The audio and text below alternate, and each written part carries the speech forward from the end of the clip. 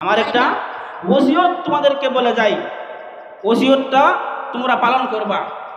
উনি বলতেছে, হে মুরিদানগণ, হে আলেমগণ, আমি যখন ইন্তেকাল করব, আমি যখন মৃত্যুবরণ করব, আমার মৃত্যুবরণ করার পরে আমাকে গোসল দিয়া কাফন দাফন করিয়া একটা মাঠের মধ্যে রাখবা, একটা মাঠের মধ্যে রাখবা। মাঠের মধ্যে রাখার পরে তোমরা আমাকে এমন একজন লোকের মাধ্যমে জানাজার নামাজ পড়াইবা যার কাছে 60টা গুণ থাকতে হবে। কয়টা গুণ? 60টা গুণ থাকতে হবে, যার কাছে 60টা গুণ থাকতে হবে। আল্লাহর ওলি এই কথা বলতেছেন, 1 নম্বর গুণ হইল, আমরা যে নামাজ পড়ি আসরের নামাজ, এই আসরের নামাজের ফরজ নামাজের 4 রাকাত, ফরজ নামাজের আগে 6 রাকাত সুন্নত, 4 রাকাত সুন্নত। আল্লাহর ওলি বলতেছেন, হে মুরিদানগণ, আমার জানাজার নামাজ ওই লোক দিয়ে পড়াইবা যার কাছে 1 নম্বর শর্ত আছে, 1 নম্বর গুণ থাকতে হবে। আসরের 4 রাকাত ফরজ নামাজের আগে আসরের 4 রাকাত সুন্নত নামাজ তার জীবনে কোনো দিন ছাড়ে নাই। 1 নম্বর গুণ থাকতে হবে এটা, যার জীবনে কোনোদিন আসরের সুন্নত নামাজ ছাড়ে নাই।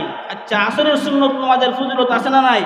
আল্লাহ নবী, বিশ্ব নবী মুহাম্মদ আরবি সাল্লাল্লাহু আলাইহি ওয়াসাল্লাম বলেন, যখন কোনো বান্দা বান্দি আসরের আযান হইলে পরে আসরের সুন্নতের মধ্যে দাঁড়াইয়া যায়, সঙ্গে সঙ্গে আল্লাহর পক্ষ থেকে রহমতের বৃষ্টি পড়তে থাকে। বলুন সুবহানাল্লাহ। যতক্ষণ পর্যন্ত সুন্নতের মধ্যে থাকবে ততক্ষণ পর্যন্ত আল্লাহর পক্ষ থেকে রহমত বর্ষিত হবে। আসরের সুন্নতের এই ফজিলত, আরো অনেক ফজিলত আছে।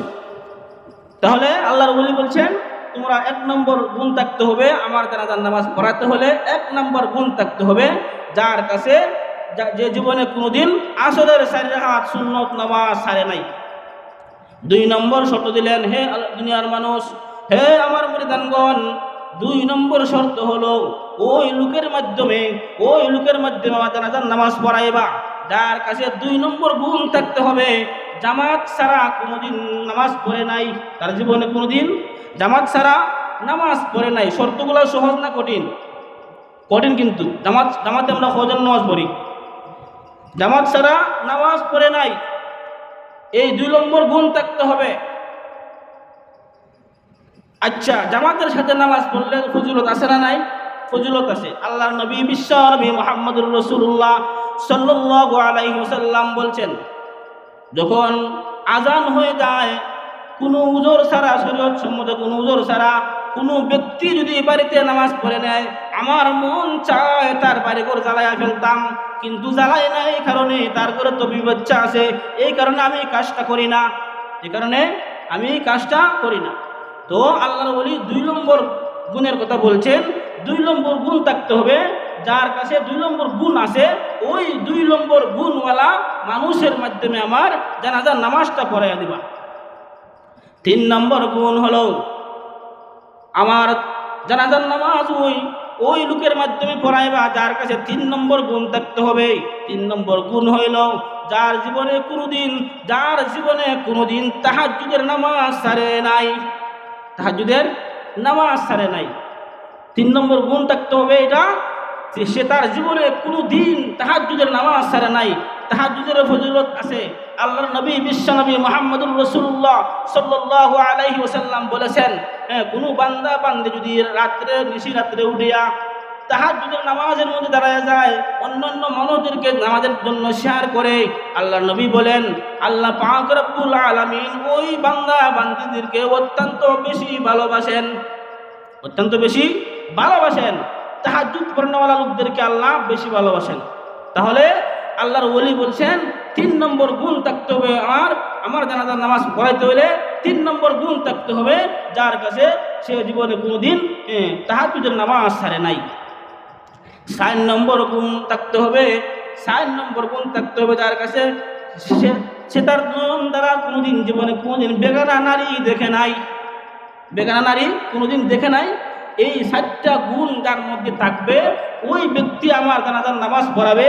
যদি এই 4টা গুণওয়ালা ব্যক্তি না পাওয়া যায়, তোমরা অপেক্ষা করবা, 1 মাস যদি অপেক্ষা করা লাগে 1 মাস অপেক্ষা করবা, 2 মাস যদি অপেক্ষা করা লাগে 2 মাস অপেক্ষা করবা। এই 7টা গুণের কথা বলিয়া আল্লাহর ওলি দুনিয়া থেকে বিদায় নিয়ে গেছেন। এখন মুরিদানরা গোসল দিয়া কাফন দিয়া মাঠে নিয়েছেন, মাঠে নিয়ে গেছেন। মাঠে নেওয়ার পরে এলান হইতেছে 7টা গুণ কার কাছে আছে, আসো জানাজার নামাজ পড়াও। কিন্তু এই 7টা গুণওয়ালা মানুষ তো আর পাওয়া গেছে না। কি করা যায়? জোহরের নামাজ পার হয়ে গেছে, আসরের নামাজ আদায় হয়েছে। আসরের নামাজ আদায় হওয়ার সঙ্গে সঙ্গে একটা লোক আইসা বলতেছে, হে লোক সকল দাঁড়াও, এই মুহূর্তে জানাজার নামাজ শুরু হয়ে যাবে। আল্লাহর ওলিকে বলতেছে, হে আল্লাহর ওলি, দুনিয়ার মানুষদেরকে আপনি বিপদের মধ্যে পালায়া গেছেন, কিন্তু যে কোনো একজন আলেম জানাজার নামাজ পড়াইলেই জানাজা হয়ে যাইতো, বুঝো না? হ্যাঁ, কিন্তু 7টা গুণের শর্ত দিয়া আপনি আমাদেরকে বিপদে ফেলায়া গেছেন। হ্যাঁ লোক সকল তোমরা দাঁড়াও, কাতার সোজা করো, কাতার রেডি করো, জানাজার নামাজ অনুষ্ঠিত হয়ে যাবে। এর মধ্যে আল্লাহ একজন ওলি বলতেছেন, হ্যাঁ আপনি যে জানাজার নামাজ পড়াবেন, আপনার কাছে কি এই 7টা গুণ আছে? এখন এই আল্লাহর ওলি যিনি আসছেন জানাজার নামাজ পড়ানোর জন্য, উনি বলতেছেন আমার কাছে এই 7টা গুণ আছে বিদায় আমি সামনে আইসি, হোক সুবহানাল্লাহ। কিন্তু আমার আফসোস লাগে, আমি যে এই 7টা গুণ অর্জন করেছি, কিন্তু আমি এবং আমার আল্লাহ ছাড়া দুনিয়ার কেউ জানে না। আচ্ছা এখন বলি নাম, ওই আল্লাহর ওলি কেডা? জানাজা পড়ানো ওয়ারা কেডা? আল্লাহর ওলি ছিলেন হযরত কুতুবউদ্দিন খাকি রহমতুল্লাহি আলাইহি। 700 থেকে 700 বছর আগের ঘটনা। কুতুবউদ্দিন খাকি রহমতুল্লাহি আলাইহি উনি ছিলেন আল্লাহর ওলি। আর যিনি জানাজার নামাজ পড়াইয়া দিয়েছেন উনি ছিলেন এই ব্রিটিশরা এই দেশ শাসন করার আগে এই উপমহাদেশ শাসন করেছিল মুসলমান রাজা বাদশারা, ঠিক না? মুসলমান রাজা বাদশারা এই দেশ শাসন করেছিল। এর মধ্যে উনি ছিলেন একজন বাদশাহ হযরতে শামসুদ্দিন আলতামাস রহমতুল্লাহি আলাইহি। উনি ছিলেন আল্লাহর একজন বড় বাদশাহ। এক তো তান বাদশাহ, একটা সম্মান, একটা ইজ্জত, আরেকটো যখন এই 7টা আমলের কথা, এই 7টা গুণের কথা প্রকাশ হয়ে গেল, এই 7টা গুণের কথা প্রকাশ হওয়াতে তার সম্মানটা আরো বাড়ছে না কমছে? আরো বাড়ছে। এই সম্মান বাড়াটাই হচ্ছে দুনিয়ার সম্মান, দুনিয়ার ইজ্জত, দুনিয়ার মর্যাদা, দুনিয়ার পুরস্কার। এজন্য আল্লাহ বলেন, মান আমিলা সালিহাম মিন যাকারিন আও উনসা ওয়া হুয়া মুমিনুন ফালানুহইয়ান্নাহু হায়াতান তাইয়্যিবা। দুনিয়ার মানুষ তোমরা নেক আমল করবা, আমি আল্লাহ তোমাদেরকে পবিত্রময় জীবন দান করব। আমি আল্লাহ তোমাদেরকে সম্মান দান করব, ইজ্জত দান করব, পুরস্কার দান করব।